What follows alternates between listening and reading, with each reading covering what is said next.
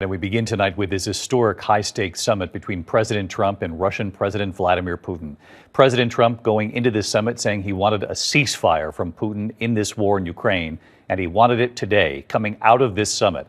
Moments ago, both leaders speaking, President Trump saying there's no deal until there's a deal, saying there were many points agreed on, but he said, I would say a couple of big ones that we haven't quite got there, but we've made some headway, the president said, but no declaration of any kind of ceasefire. President Trump inviting Putin to Anchorage, Alaska, to Joint Base Elmendorf-Richardson after meeting for more than 2.5 hours, the two coming before cameras just moments ago.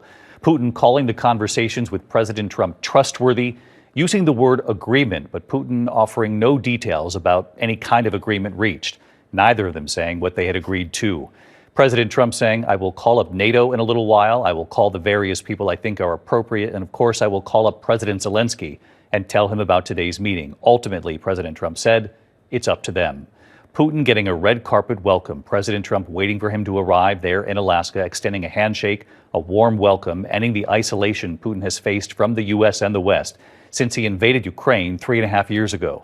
The two standing for photos, Alaska's mountains there in the distance, flanked by U.S. F-22 Raptors, B-2 bombers flying overhead, symbols, of course, of American power. The two of them then getting into President Trump's motorcade, the presidential limousine known as the Beast. Putin's smile seen in that window as they drove away to the meeting site for the summit. Then, of course, the meeting, Trump and Putin, each with two senior aides. Trump going into this, of course, hoping to set up a second summit, he said, with Putin and President Zelensky. President Trump saying he would be happy to attend that summit as well. President Zelensky was not invited to this meeting today. President Trump tonight saying he will now call President Zelensky. ABC's chief White House correspondent Barry Bruce leading us off in Anchorage with late reporting tonight.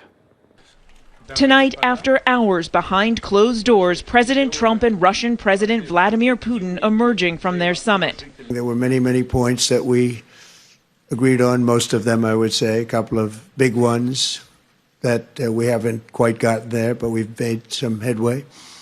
So there's no deal until there's a deal. I will call up NATO in a little while. I will call up the various people that I think are appropriate, and I'll, of course, call up President Zelensky and tell him about today's meeting. It's ultimately up to them.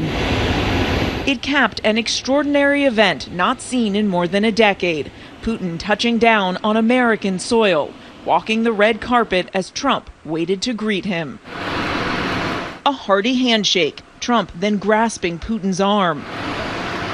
As they walked to the stage, Putin looking to the sky as an American B-2 bomber flew overhead, a striking show of force. The warmth between the two leaders on full display, but the task at hand deadly serious. President, how can the U.S. trust your word? Putin asked, how can the U.S. trust your word? No answer, just more smiles. Trump escorting Putin to the presidential limo known as the Beast. Putin laughing and waving as they drove off together. Earlier, President Trump laying out today's objective. I want to see a ceasefire rapidly. I don't know if it's going to be today, but I'm not going to be happy if it's not today. Everyone said it can't be today, but I'm just saying I want the killing to stop. I'm in this to stop the killing. But overnight, with the summit just hours away, Russia continuing its bombardment of Ukraine. Our Rachel Scott asking the president about Putin's decision to launch those strikes. We saw that Russia continued its violence into Ukraine last night, launching even more drones. What did you make of that?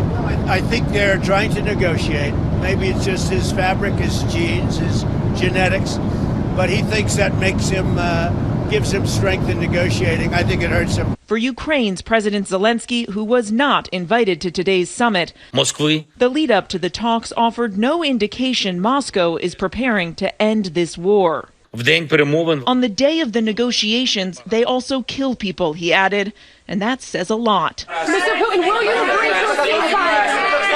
Mr. Putin, will you commit to not killing any more civilians? That ceasefire top of mind for President Trump as he went behind closed doors with Putin.